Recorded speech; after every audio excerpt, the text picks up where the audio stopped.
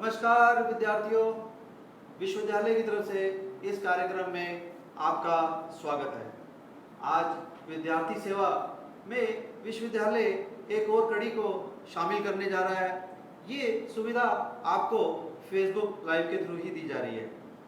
हमें आशा है कि इस कार्यक्रम में आप अधिक से अधिक संख्या में भाग लेंगे और आपकी समस्याओं का समाधान इस कार्यक्रम में हो, ऐसी विश्वविद्यालय की ओर से भरपूर कोशिश रहेगी। इस कार्यक्रम का शुभारंभ आज मैं आपके साथ विश्वविद्यालय के डॉक्टर के डी प्रसाद जी के साथ करूंगा और मैं उनसे आशा करूंगा कि वो विद्यार्थियों की सभी मुश्किलों का और समाधान जरूर करें। जी तो स्वागत करता हूं मैं डॉक्टर के डी प्रसाद का। जी नमस्कार साथियों और नमस्कार सारे हमारे प्रतिभागी जो आज हमसे इस कार्यक्रम में जुड़े हैं। हम उनका तहे दिल से इस्तकबाल करते हैं, उनका स्वागत करते हैं और हम सब की ये जो कार्यक्रम हमने आज विश्वविद्यालय ने जो शुरू किया है हेलो इग्नू, उसमें आप सबका आज बड़े ही तहे दिल से स्वागत है। हेलो इग्नू अपने आप में एक अनोखा कार्यक्रम साबित हो, ऐसी हम सब की कोशिश है और इसमें आपकी सहभागिता, your participation, your active concern जो यू आर फेसिंग अक्रॉस, अगर आप हमसे बात करेंगे तो ये कार्यक्रम अवश्य ही अपने एक नए मंजिल की तरफ चलेगा। हम आपसे जुड़े हुए हैं ऑफिशियल पेज इग्नू पे फेसबुक के मार्फत से और हमारी कोशिश पूरी है कि हम किस तरीके से आपके हर प्रश्नों का हम उत्तर दे सकें। दोस्तों, जैसा कि आपको पता है कि हम एक ऐसे पेंडेमिक पीरियड में गुजर रहे हैं जब हम अपने घरों में रह करके, अपने घरवास में, अपने घरों से अपने कार्यक्रमों को, अपने कार्यों का निष्पादन कर रहे हैं। और जब अपने कार्यों के निष्पादन की बात होती है तो हम विद्यार्थियों के लिए पठन पाठन एक बड़ा ही अनुकूल सा विषय होता है और हमारी सिर्फ यही कोशिश होती है कि इस कार्यक्रम में हम अपने विद्यार्थियों के मन में चल रहे किसी भी संशय को हम आपके साथ साझा करें और आपके मन में जो नई चीज़ें, नई जो प्रश्न आपके मन में है उसका हम उत्तर दें। आपका पुनः एक बार स्वागत है और हम कोशिश करते हैं कि आज इस कार्यक्रम हेलो इग्नू में हम आपके लिए आपके उपयोगी चीज़ों को आपसे हम साझा करें। Welcome friends. Going back to the Hello IGNU program, where I'm going to talk about all the issues, all the problems, all the concern which students are facing at this moment when we are going through a phase where Corona is taking lots of our time and we are at home and working from our homes. So जो दो चार चीज़ें जो हमारे लिए बहुत महत्वपूर्ण है इस वक्त में, कि मैं आशा करता हूं कि आपकी पढ़ाई, जो ऑनलाइन पढ़ाई जो आपकी चल रही है वो बड़े सुविधाजनक चल रही होगी। साथ ही साथ हम में से जो जुड़ने वाले नए विद्यार्थी हैं जो इस विश्वविद्यालय से अपना जुलाई 2020 के सत्र में नामांकन के लिए कोशिश कर रहे हैं, उनके लिए भी आज हम सूचना आपके साथ साझा करेंगे। साथ ही साथ वैसे विद्यार्थी जो किन्हीं भी कारणों से अपने असाइनमेंट्स नहीं सबमिट कर पाए हैं, अपने एग्जाम्शन फॉर्म सबमिट नहीं कर पाए हैं या और भी कोई सुविधा उनके लिए जो वो नहीं कर पाए हैं, उन सारी सुविधाओं को हम आज आपसे साझा करेंगे। तो हम अपने सारे श्रोताओं का, अपने दर्शकों का, अपने प्रतिभागियों का we welcome all of them and I'm straight coming to, as you all know, Indira Gandhi National Open University is a central university and it has been established by an act of parliament and with a mandate that how to take higher education to the very doorstep of the learners across the country, wherever we are, wherever you are. We are trying to see that IGNU should reach there and IGNU should take all the opportunity to aid you to the higher education of this university system. So as you all know, we started in 1985 by an act of parliament. We started with few courses.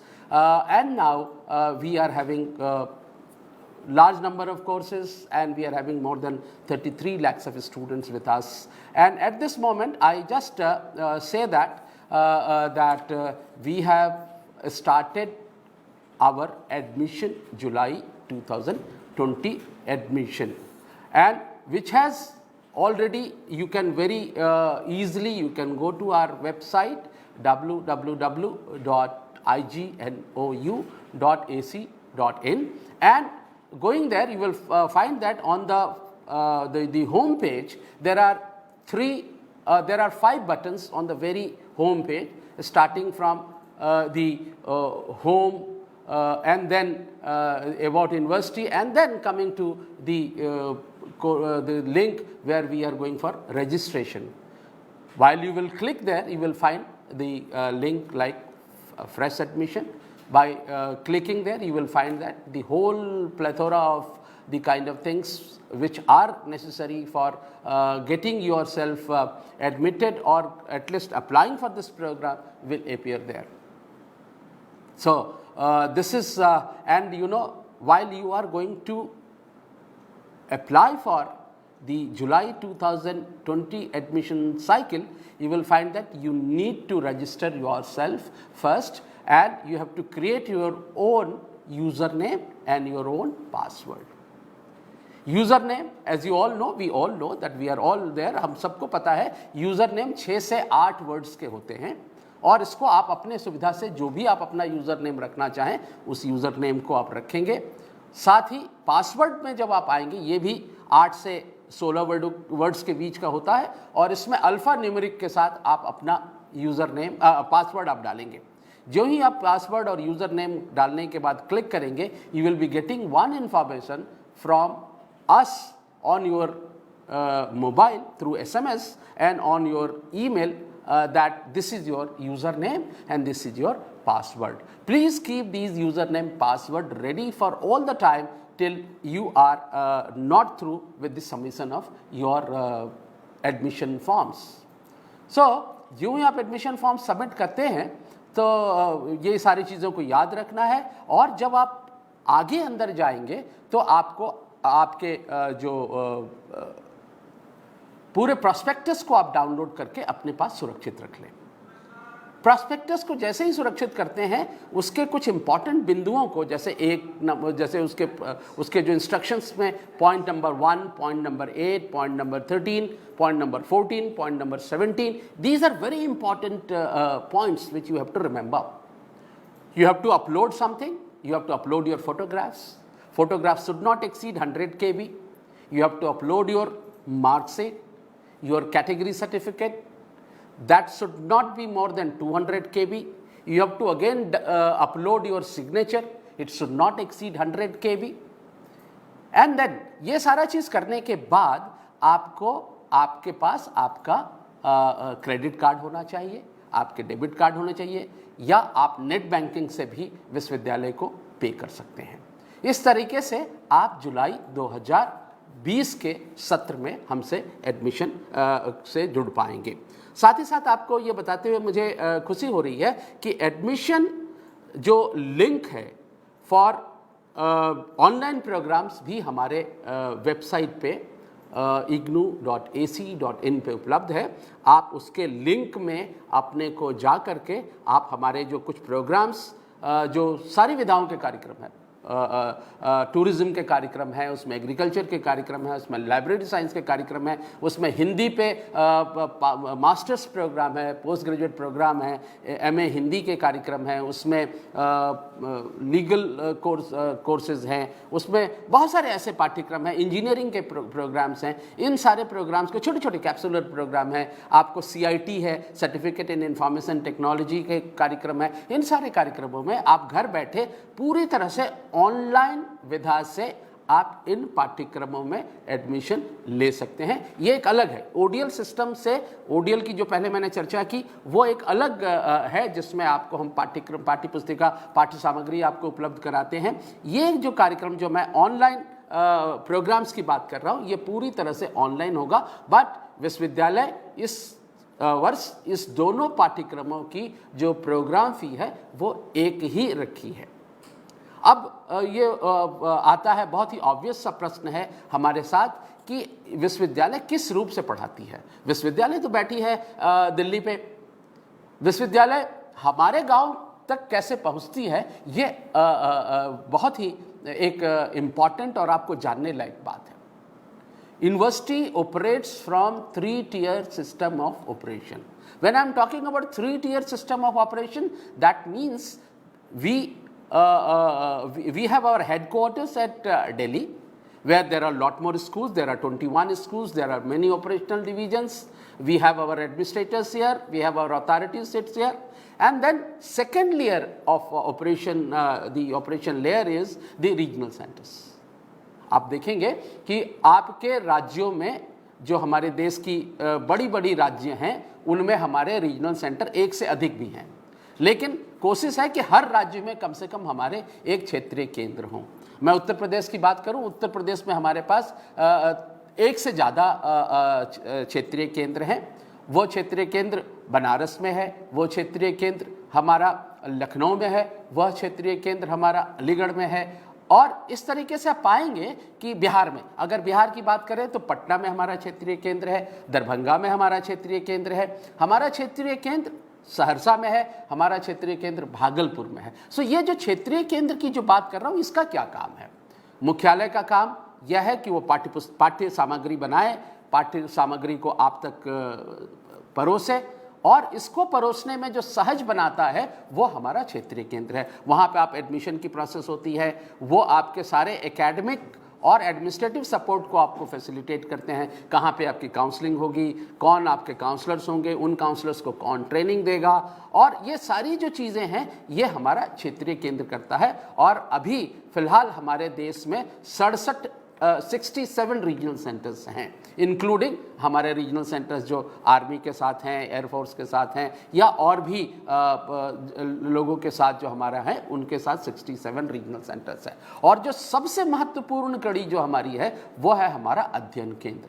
अध्ययन केंद्र को हम कभी कभी या हमेशा हम कहते हैं कि study centres are the interface of the university between the learners and the university. Very important. और जब हम कहते हैं learner support centres are very important, का मतलब ये होता है कि हमारे लर्नर्स वहाँ जा कर के अपनी काउंसलिंग क्लासेस में भाग लेते हैं, वहाँ काउंसलिंग सेशन का आयोजन होता है, और वो काउंसलिंग सेशन वही टीचर्स लेते हैं जिन कॉलेजेस को आपने अपने आसपास में अपने बड़े भाइयों से, अपने सीनियर से सुना है कि ये एक बड़ा बेहतरीन कॉलेज है हमारे ज़िले का, हमारे जगह का, वही कॉलेज हमारा अध्ययन केंद्र है। और वही शिक्षक जो उन लोगों को पढ़ा रहे हैं वही हमारे इग्नू के विद्यार्थियों को भी पढ़ाते हैं।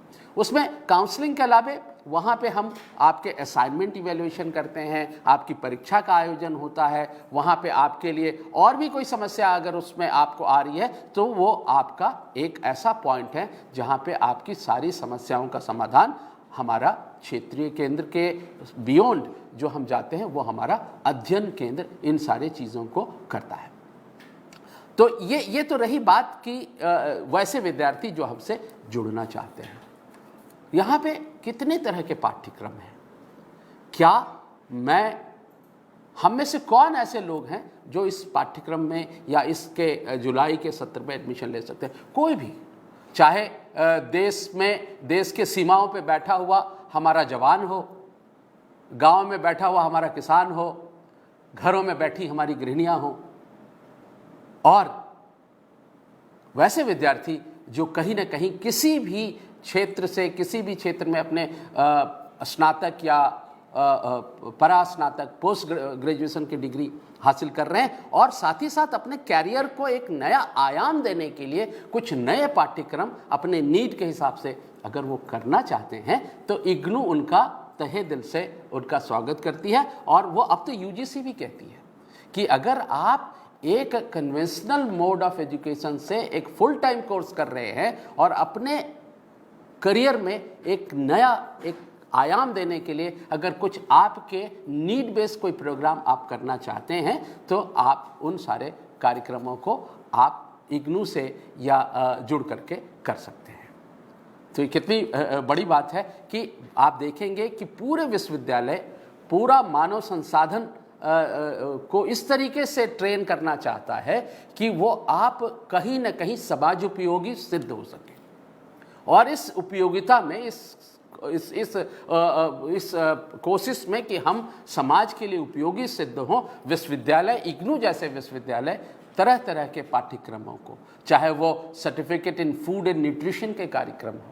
हम में से हर कोई को बड़ा क्रिस्प भुजिया खाने की आदत है, लेकिन उस भुजिया को बनाने के समय हम कितने न्यूट्रिशन लॉस करते हैं, कैसे उसको सब्जी को काटा जाना है, कैसे उसको धोया जाना है, कैसे उसको बनाया जाना है, इन सारे चीज़ों के लिए एक हमारे पाठ्यक्रम है जिसको हम कहते हैं certificate in food and nutrition कार्यक्रम।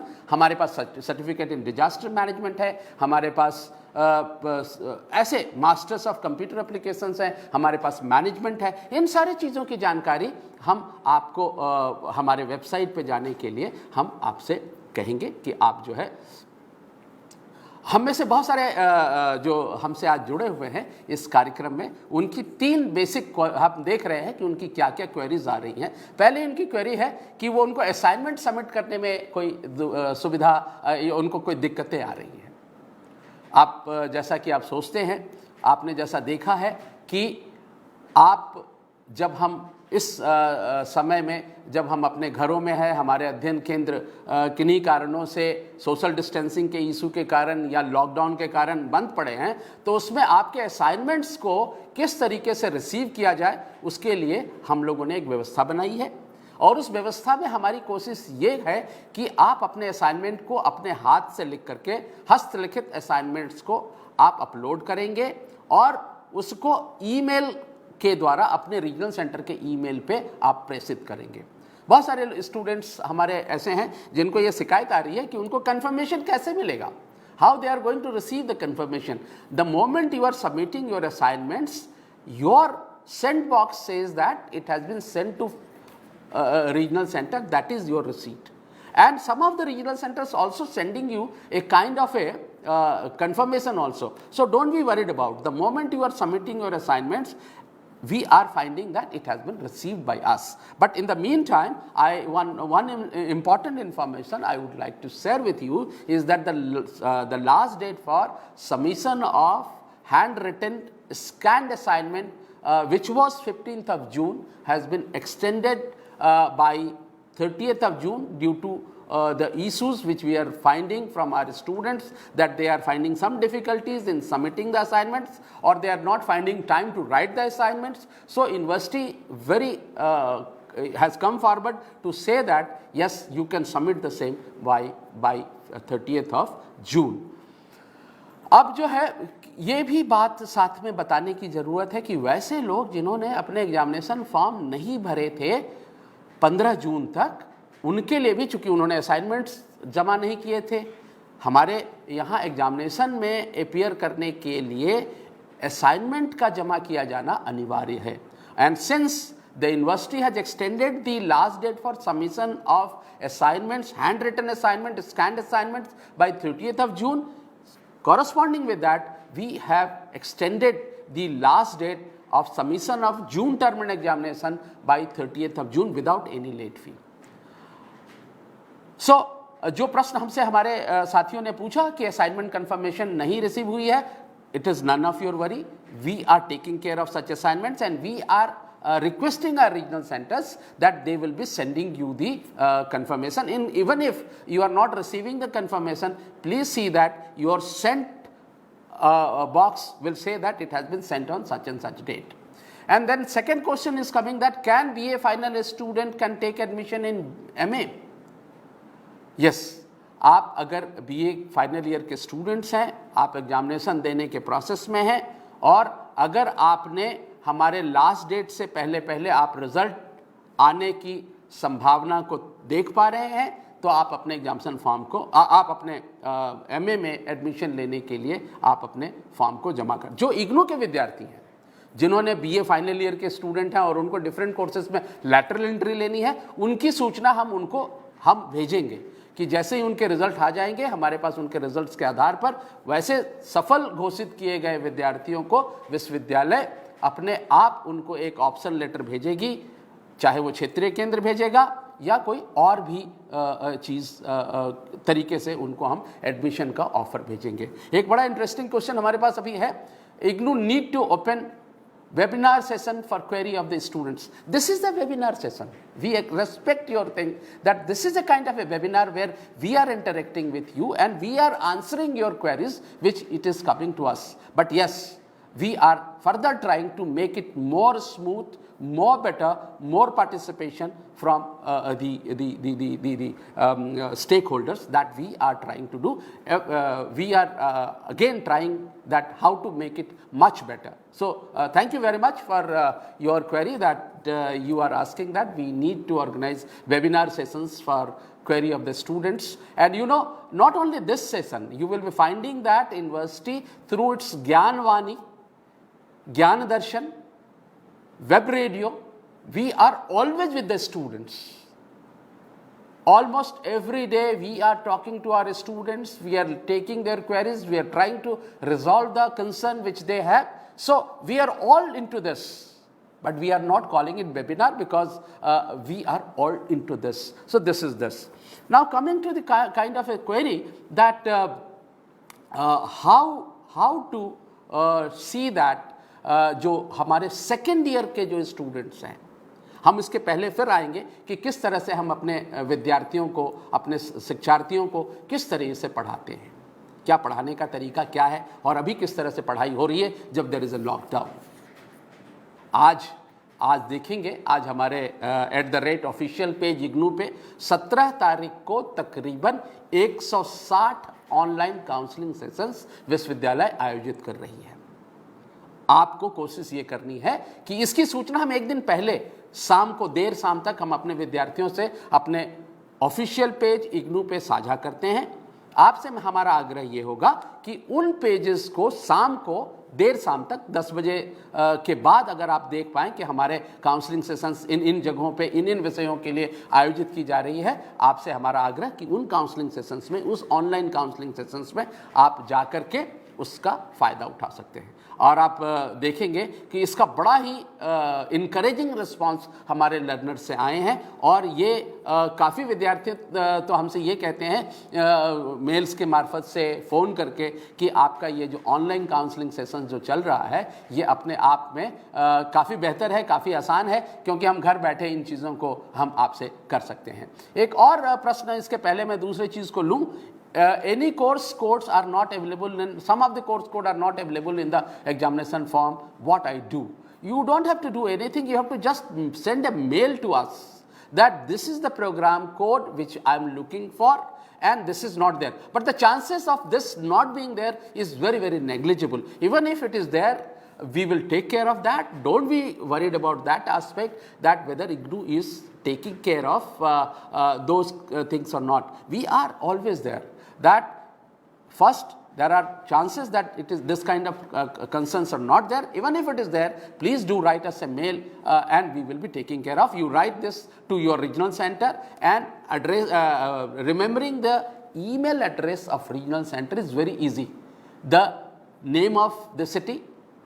If you know the name of the city where your regional center is situated, it is just you have to write RC Patna, if Patna is the city, @ignou.ac.in.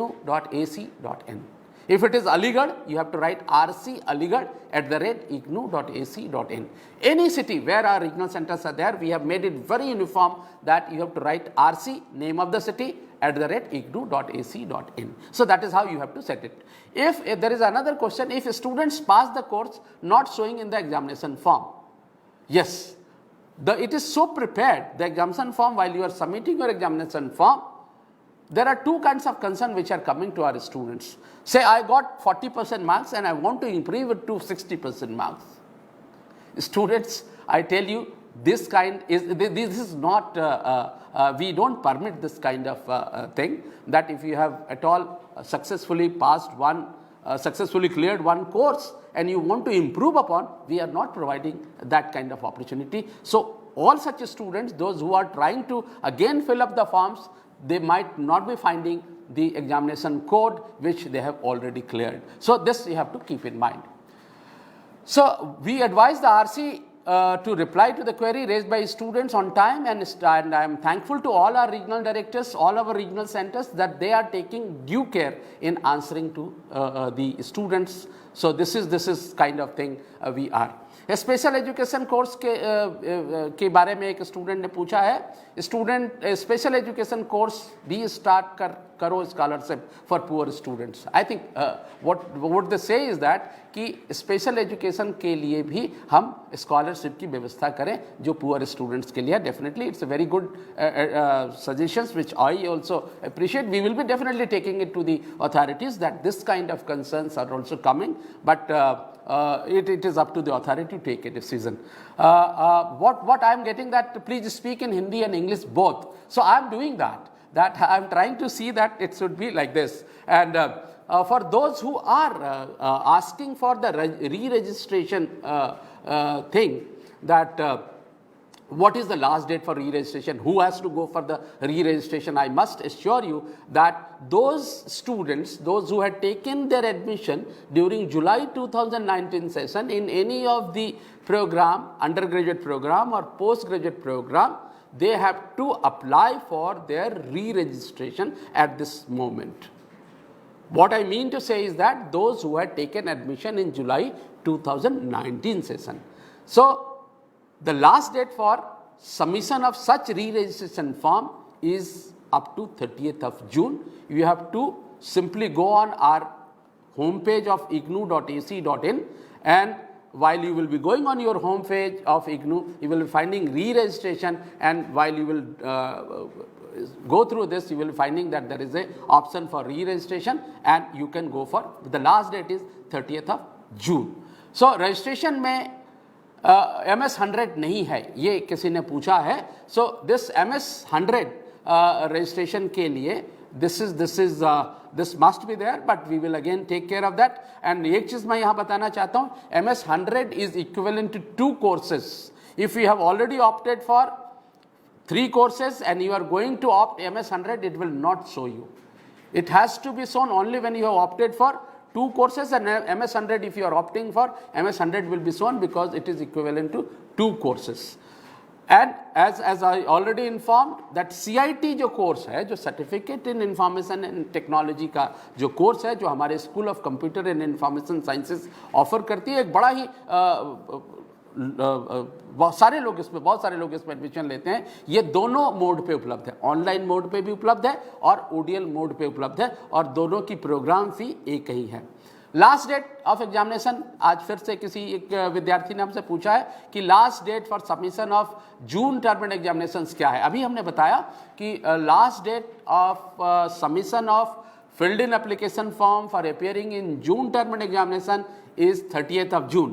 Unfortunately, due to the situation of COVID, we have shifted for the first time in the history of IGNOU that we have shifted our examination to a date which we will be informing you 15 days in advance from the commencement of this thing. So the last date is 30th of June. And what about exam? Exam we are going to, हम अपने exam को तब शुरू कर पाएंगे जब परिस्थितियां हमारे अनुकूल होंगी और परिस्थितियां आपके हिसाब से भी अनुकूल होंगी. सो इस वादे के साथ कि हम आपसे इस तरह के हेलो इग्नू कार्यक्रम में हम आपसे हर सप्ताह आपसे मिलेंगे, इस आशा के साथ कि आपको आज के इस कार्यक्रम से कुछ न कुछ अवश्य फ़ायदा हुआ होगा. हम अगले सप्ताह फिर आपसे मिलेंगे. तब तक के लिए हमें दीजिए इजाज़त, और आप अपना रखें ख्याल और अपने लोगों का रखें ख्याल. धन्यवाद, नमस्कार. डॉक्टर केडी प्रसाद, आपका बहुत बहुत धन्यवाद आज के कार्यक्रम के लिए. कुछ स्टूडेंट्स ने ये भी बीच में बोला है कि इंग्लिश के साथ में अगर हिंदी में भी वार्तालाप किया जाए तो वो भी सुखद रहेगा. तो हम कोशिश करेंगे कि अगले कार्यक्रम में दोनों भाषाओं में आपको सूचना प्रदान करें ताकि आप इससे लाभान्वित. मैं अपने विद्यार्थियों के इस सलाह का मैं इस्तकबाल करता हूं, और हम इसे अगले कार्यक्रम में हर संभव कोशिश करेंगे कि आपके प्रश्नों के उत्तर हिंदी और अंग्रेजी दोनों माध्यमों से हम आपको मुहैया करा सकें. बहुत बहुत धन्यवाद, बहुत बहुत आभार, नमस्कार.